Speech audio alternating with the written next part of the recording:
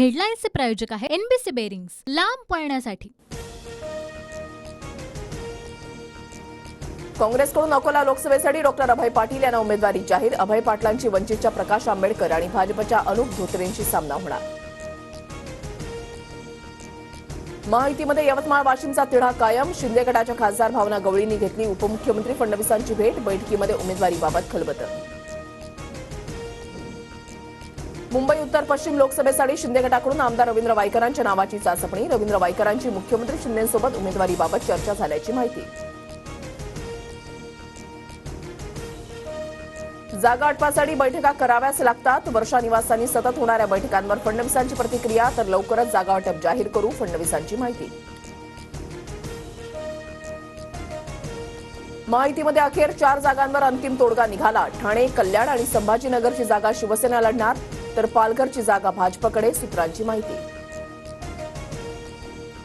कल्याण लोकसभेमध्ये भाजपकडून प्रचार सुरू। शिवसेनेला कल्याणच्या ऐवजी ठाण्याची जागा देण्याचा भाजपचा मानस। पवार गटाच्या जितेंद्र आव्हाडांचा दावा। निवडून येईल असा उमेदवार सुचवण्याचे काम करू शकतो, मात्र हिंगोलीची जागा शिवसेनेकडे असल्यानं उमेदवार ठरवण्याचा अधिकारही शिवसेनेचाच, उपमुख्यमंत्री फडणवीसांनी केलं स्पष्ट। शरद पवार गटाचे वर्ध्याचे उमेदवार अमर काळे आज उमेदवारी अर्ज भरणार। शरद पवार, अनिल देशमुखांसह इतर नेते उपस्थित राहणार।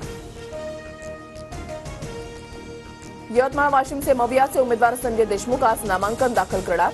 यवतमाळच्या पोस्टल ग्राउंडवर आदित्य ठाकरे, रोहित पवारांची सभा।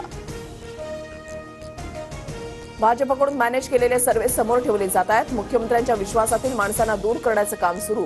शिंदे गटाच्या सुरेश नवलेंचा भाजपवर गंभीर आरोप। आता तीर दूर गेलाय, तो माघारी येणार नाही। नवनीत राणांचं डिपॉझिट जप्त करणार, आमदार बच्चू कडूंचं वक्तव्य। महाराष्ट्र सदन प्रकरणामध्ये दोषमुक्त ठरलेल्या भुजबळांसह 4 जणांना उच्च न्यायालयाची नोटीस। 4 आठवड्यामध्ये भूमिका स्पष्ट करण्याचे निर्देश।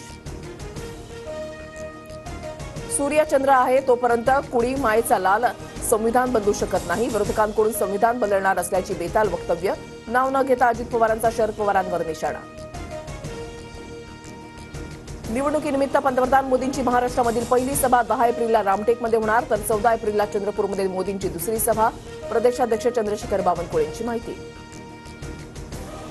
मुंबई इंडियन्सचा सलग तिसरा पराभव। राजस्थान रॉयल्सचा 6 विकेट्सनं विजय। रियान परागची सलग दुसऱ्या सामन्यामध्ये अर्धशतकी खेळी। हेडलाईन्सचे प्रायोजक आहे एनबीसी बेरिंग्स, लांब पळण्यासाठी।